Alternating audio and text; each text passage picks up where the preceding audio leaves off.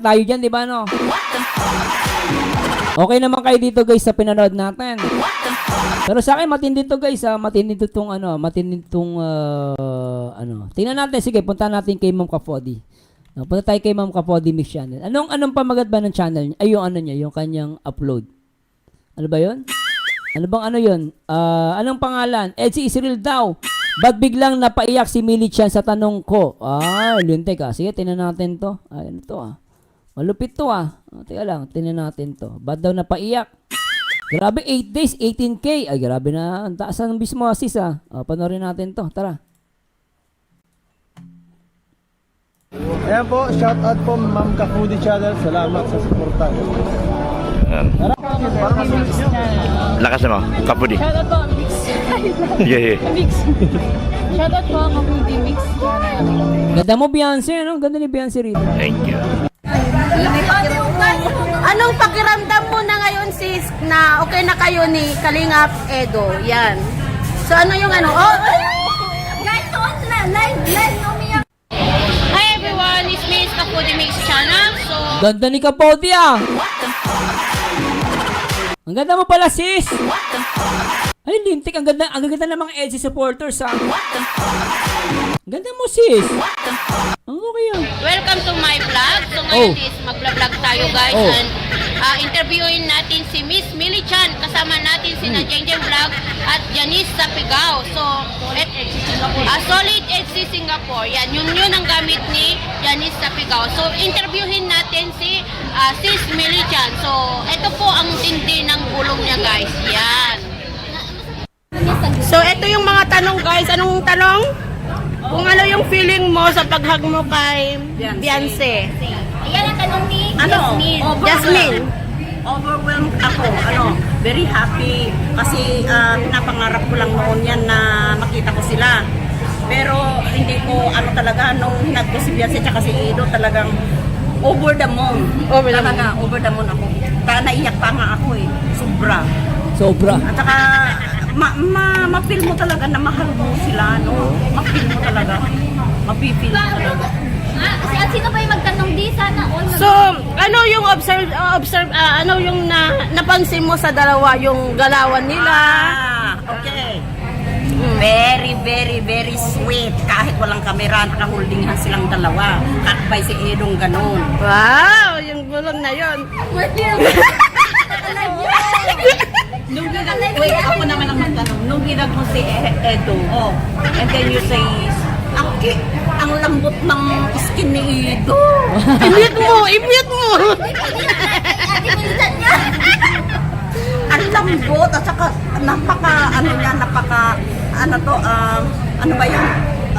blooming siya. Napaka-blooming. Describe Edo in one word. Handsome. Wow! How about Beyonce? Very beautiful. Oh? Sa personal, totoo bang maganda si Beyonce? In Sobra. personal? Ay my God. Parang si Virgin Mary. Wow! Yung mata niya, yung mata niya talaga, makita mo sa mata niya. So, yung parang nangungusap ba? Ang ganda niya. And how about Edo? Mabango. Ay! Mabango daw. Pati si Mabango Rab. daw. Pati si Rab. Si Rab. Mabango nila. Nakita ko sa hinag mo ba na ako? May tanong dito, bakit po kayo umiyak, Ate Mel? Kasi di ba, okay, sabihin ko ang totoo. Kasi di ba, meron kaming conflict noon, di ba, meron kaming problem. Tapos pumunta lang ako sa Hong Kong nang dahil na gusto kong malinawan yung problema namin na yon. Ayaw ko yung sa message lang ba. Gusto ko yung puntahan at makausap ko na personal at mag-personal na mag-sorry. Nung nagsusuri talaga ako, hindi ko talaga Get hold your tears. Oo, hindi ko ma-hold yung tears ko talagang Sabi pa ng asawa ko, why are you crying? So, overwhelmed, happy, very happy. No? Very happy talaga ako. Oo, tapos sabi naman ni Ino, wala na po yun ikita, sabi naman niya. So, anong masasabi mo sa Team Kalinga pa? Hello, Ate Lopez Roda. Good morning, ate. Miss Millie Chan? Talagang ang babait nila, lalong ang bait ni Kuya Bar. Tapos matulungin, yan ang sabi ng asawa ko. They are very, health. Kasi napanood na ng asawa ko yung mga video nila. Ang talagang lalo yung mga video ni Rab. Hello, Pes Roda, hello. Ano siya na Shout out Ate Lopez Roda, good morning po. na-amaze sa mga May tanong dito si Jasmine. Ate, si Biancy ba maputi ba? At parang dull daw sa personal? hindi gal, siya, maganda yung putis. Hindi naman masyadong maputi. Yung katamtaman lang, pero makinis talaga ang putis nila. Lalo si Ido, nakita mo dito, ang lambot ng niya. Malambot dito. Sis Millie Chan, so ano yung Ibig sabihin talagang flawless, di ba? Kasi sinasabi ni Ma'am Millie Chan, flawless. Dati naalala ko may nambabas kay Beyonce. Hindi daw flawless. Pero sinasabi ni Ma'am Millie Chan talagang makinis si Beyonce, no? Hindi naman daw ganun kaputi, pero makinis si Beyonce, no? ito yung first experience mo yata na makapunta sa meet and greet. So Hello, Billy, shout out. Austin Garcia, shout out. Beth Catan, shout out po. ano yung feeling mo? Ano yung overwhelmed ka ba? So paki-describe nga Hindi, sis. ang nararamdaman ko para akong siraulo talaga na nung nagsalita si Ido noon, sabi ko, ay, nakita kita sa video, ganun ka na ganun, yung kiniche mo si Ed. Parang nangangampan niya ba? Hindi ko ma-describe talagang sarili ko noon. Sobra akong saya. Ito yung experience na hindi ko malilimutan hanggang sa dulo na. Hindi ka ba na-shock na ang daming supporters sa Hindi, Hong Kong? kasi siyempre noon, di ba last year ang dami din nagpunta. So ano mo sasabi mo sa mga supporters sa Hong Kong? Legit talaga, solid silang lahat. Oo, solid na solid silang lahat.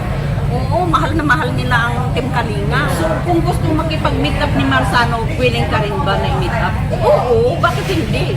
Kasi Talaga na yung boss, ko doon, ha? Bakit? Ba't nadamay ako dyan? Ba't ako nadamay dito?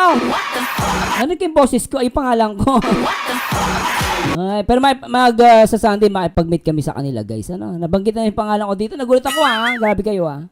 Invite tayo next month. sige. Saan? Sa Woodland, sabay nilang.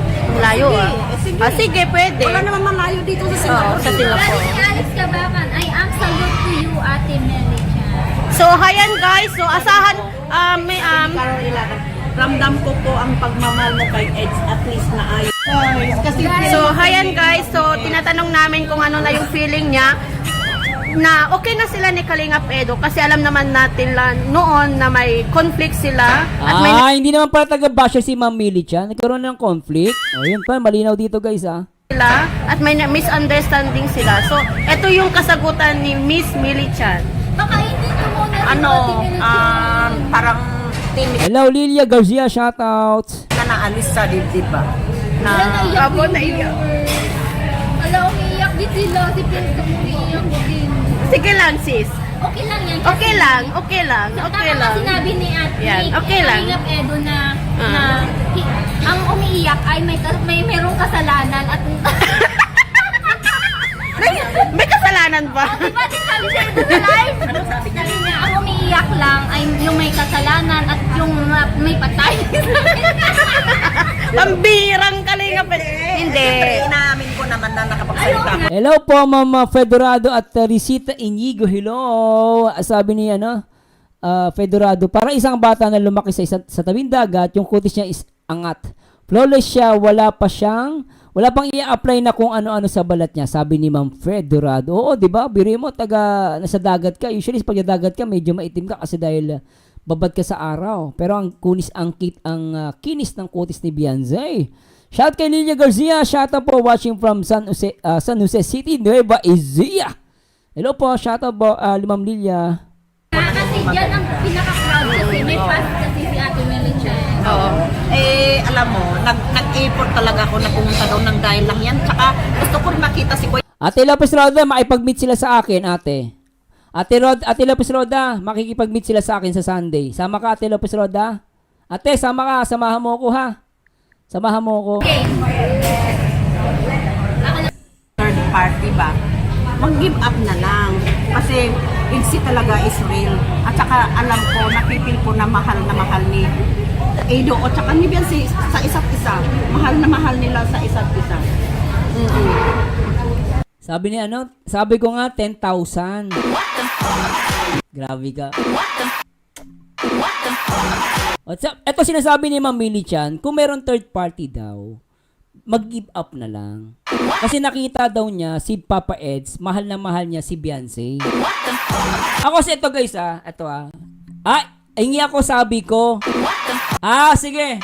Mamaya, bigyan mo Gcash mo sa akin. Ano masabi niya? Pengi daw 10,000. Sige mamaya, bibigyan kita. Seryoso ako. Pero pag, sige mamaya, bibigyan kita. 10,000 lang pala, akala ko na magkano. At magkano pa yan? Seryoso, 10,000. Sige mamaya, bibigyan kita, lintik ka.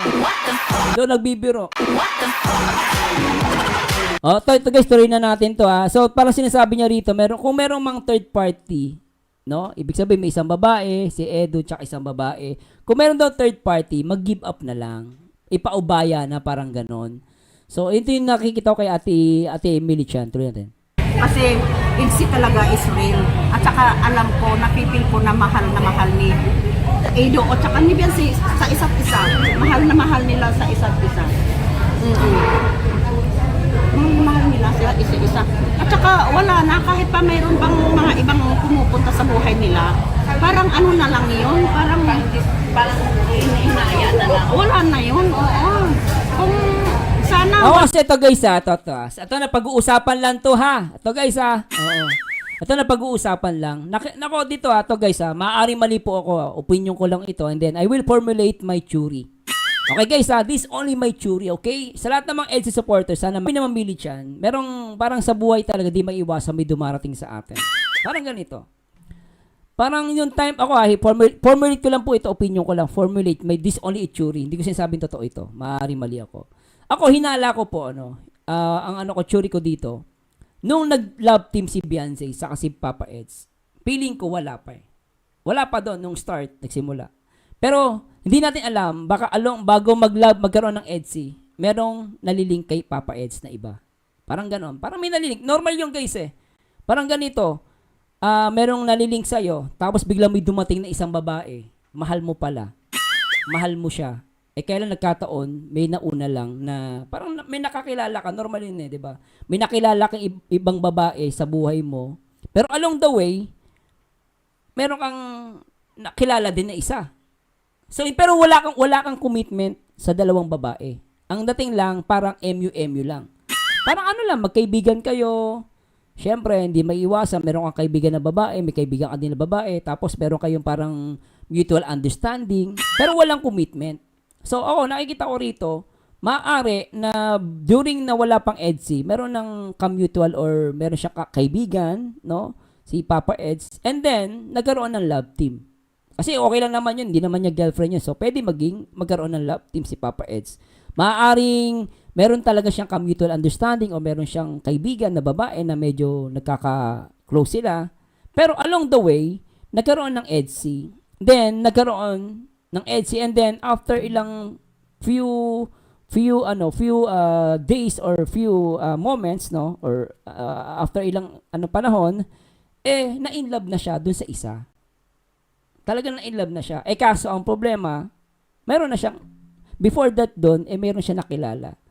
Parang feeling ko, yun yung sinasabi ni Ma'am Millie Chan, na kung merong mang third party, hindi third party dahil karelasyon. Ako naniniwala ko walang karelasyon si Papa Eds. Naniniwala ko wala siyang karelasyon. Pero siguro maaari may chance na meron siya nakilala before Beyonce.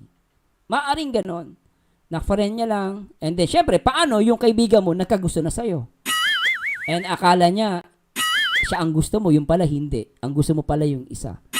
Ito yung sinasabi ni Ma'am Millie Chan na parang kung may third party man, dapat i-give up na lang nung isa. Kasi naniniwala siya na mahal ni Papa Eds si Beyonce. Yun talagang mahal niya. Na hindi na maiiwasan, meron talagang, minsan, kahit may partner ka, may darating talaga sa'yo ng ibang babae na mafe-feel mo na gusto mo siya. May ganun guys may mga ganung pagkakataon. So, yun yung nakikita ko sa sinasabi ni Ma'am Millie Chan. Kaya nabanggit niya third party. Hindi dahil baka isipin kasi ng iba, may third party si Papa Eds, meron siyang wala po. Ako naniniwala kung walang karelasyon si Papa Eds na iba. At kaya sinasabi ni Kalinga Prab, hindi naman niya papayagan na mag-love team yan kung merong girlfriend. O ibig sabihin, yun nga, doon papasok yung salitang assuming. No, tama ba guys ha? Ato guys ha, formulate lang po yun ha. Hindi ko, nagchuchuri lang po ako ha. Gumagawa ko ng formulate ng churi ko lang. So lumalabas po, along the way, na in love na talaga siya kay Beyonce. Ang problema, kung mayroong mang assuming, problema niya na yun. Di naman kayo ni Papa Eds. O kung sana kung totoong girlfriend ka, may karapatan ka. Pero kung wala kayong relasyon, wala kang karapatan. Ganun lang yun.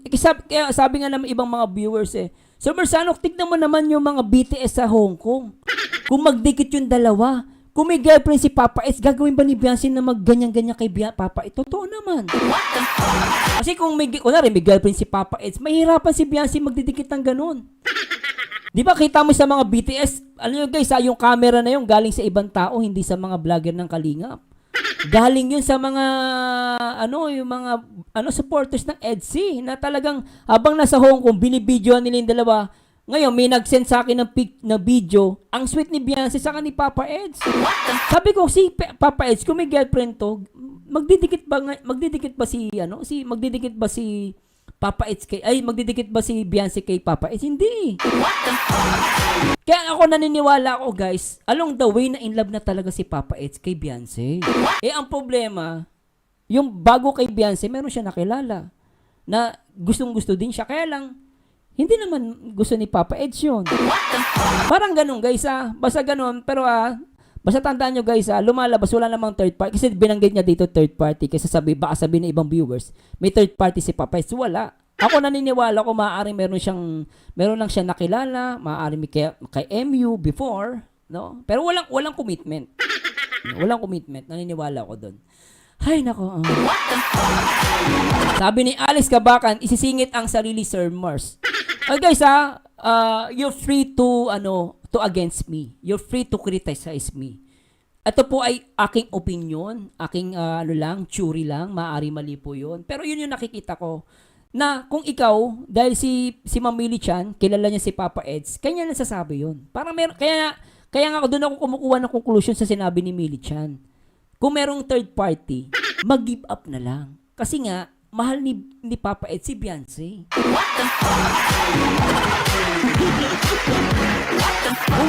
Sabi ni Jana Rosal, hindi na ako magtataka kung bakit gusto ka ni Eds na panoorin kasi napakagaling, napakalinis ng explanation mo, Sir Mars. Mga nasa talampakan lang ang utak ang hindi nakakaintindi sa sinasabi mo, Sir Mars.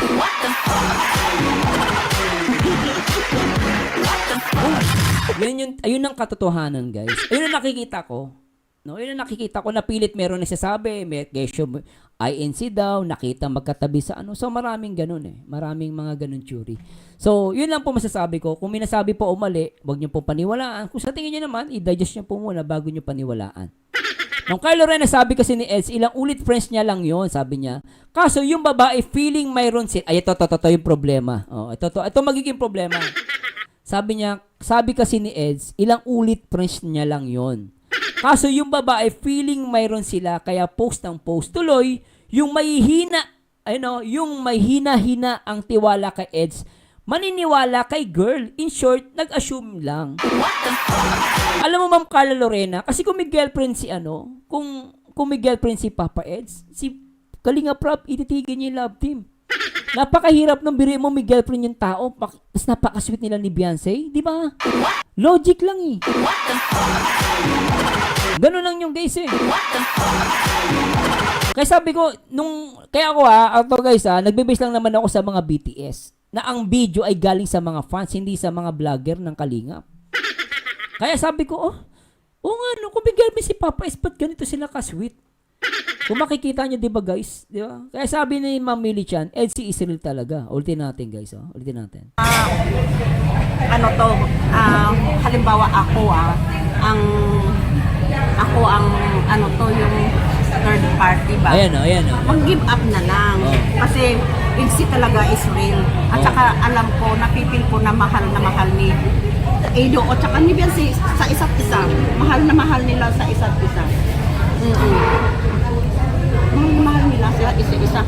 At saka wala na, kahit pa mayroon pang mga ibang pumupunta sa buhay nila, parang ano na lang yun, parang hinaya na lang. Wala na yun, oo. Kung sana wala ng mga issue kasi nagmamahalan sila eh. Ano ba yung tinatawanan nyo dyan? Walang sound. Ako may kasalanan. So ngayon, Mrs. Milichan, ito yung isang sa tanong ko na ngayon is okay na kayo. Kaya nga kung matalino ka, makagigets mo yung sinasabi ni Ma'am Millie Chan. Ibig sabihin, meron siyang alam. May alam si Ma'am Millie Chan. Kaya nababanggit niya yun eh. Hindi niya alam hindi niya sasabihin yung third party. Pero guys, inulit ko, walang third party ha.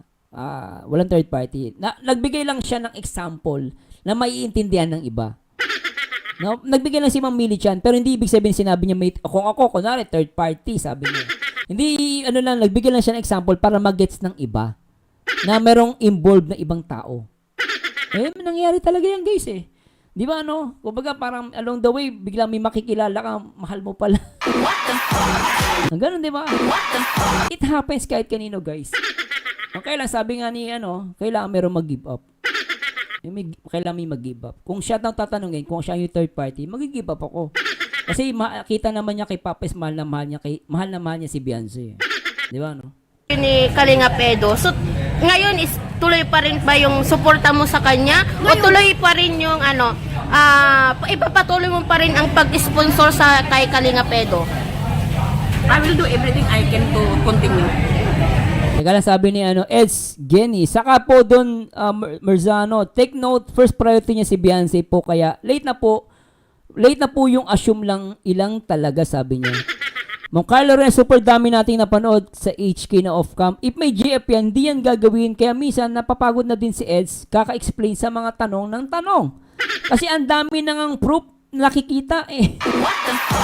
Oo nga, ewan ko ba, tayo nila maniwala.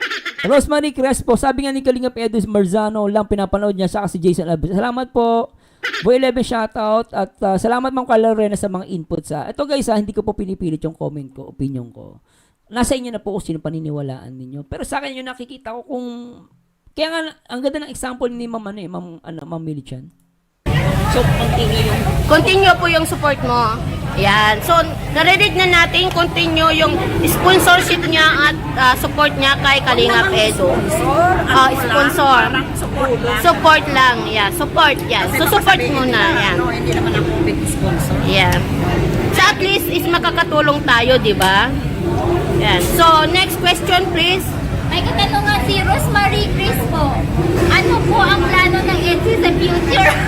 Grabe naman ito tanong. Alam mo, sa totoo lang, ay, malaking bulong ito. Ayan, Ano na naman yan, Mami? Tulong na, i-mute mo. Mute mo. Nakamute. ang balak ko sana. Nahiya ako. Ayaw ko. Ano sa kanya? Sige. Nakamute na. Ikasal sa Hong Kong.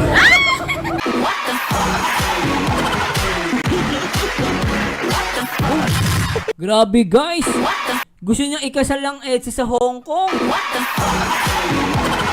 Grabe si Mami, ano? Sabi ni Deya, ako tiwala kay Eds kasi siya lang ang nagbigay ng ring na sarili niyang pera. Doon pa lang nagtiwala. Ay, oo. Ito guys, alam mo, totoo to. Gusto ko yung comment ni Deya. Actually, yung ring ni Beyonce, tawa ako kasi ginto. Tapos pera pa niya ang ginastos niya para ibigay kay Beyonce. Ma'am Christian James, shoutout. Sabi nga ni Kuya Bal, okay ka daw mag-react kasi in detailed. Sabi ni Christian James, Ate Edna nagsasabi na rin na Elsie is real, natural at real. Ken Silvestre, baka nasuhulan ng pera si M kaya hindi tumitigil sa Merzano. Bala sa buhay niya. Ikasal sa Hong Kong. Ikasal sa Hong Kong. Bebe Loves! Thank you. Ay, talaga. Oh, yan. Is ano din, kasi yun din ang kasi yun din ang pangarap ni Kalinga Edo na ikasal siya sa ibang bansa. Oh. Yan. So, yun is looking forward. Sana is, baka malayo pa. Baka matagal pa. Yan. Matagal pa. Yan. Si Miss Milichan, tanong ko, attend ka ba sa birthday ni Beyonce? Secret! Secret ba? Ikaw, Jeng Jeng. Ay, may ticket na ako guys, huwag kayong mag-alala. Lupit ni Jeng Jeng Jeng Jeng Ikaw, pala. Janice. Ay, nasa 70% guys. Ako is 50-50 pa, guys. Yan, Alam nyo guys, totoo lang, maganda yung bulong ni ma'am Tapos na to guys. Tsaka yung mga to, mayayaman to mga to. Mayayaman. 50-50. Kung papayagan ako, makakuha ako ng lift. Yan. Ay, grabe. So, ito ang huli kong tanong Miss Milichan. So, ngayon is, na-meet mo na ang Team Kalingap sa Hong Kong at EDC. Yan. So, gaano ka ba kasulit na supporters ng EDC at Team Kalingap? Hindi naman ako magtatagal ng ganito kung hindi ako solid. Mahigit na 2 taon na akong supporter ng Team Kalingap.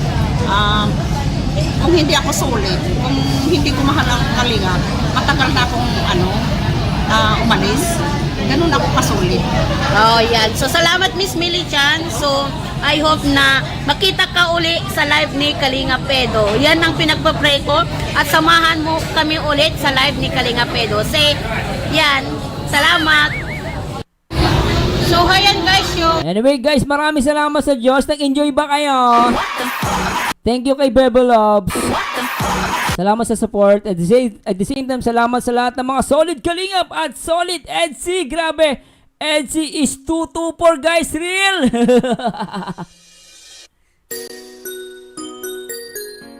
Ay, sarap may love.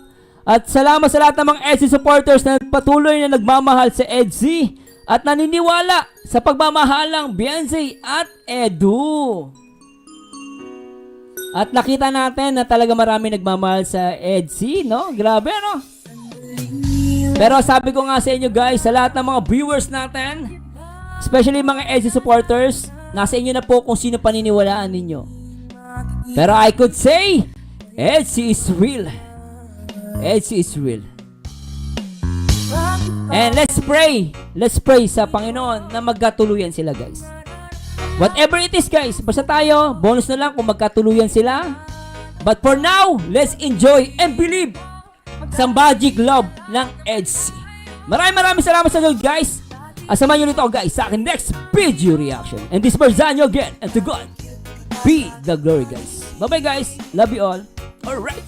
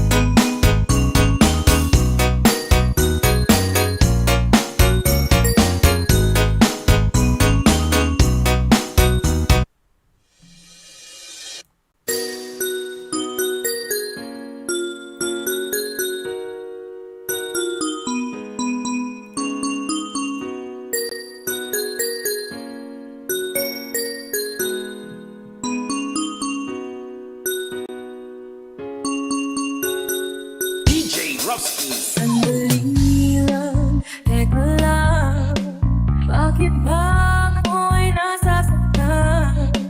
Sa tuwing makikita kitang may kasamang iba.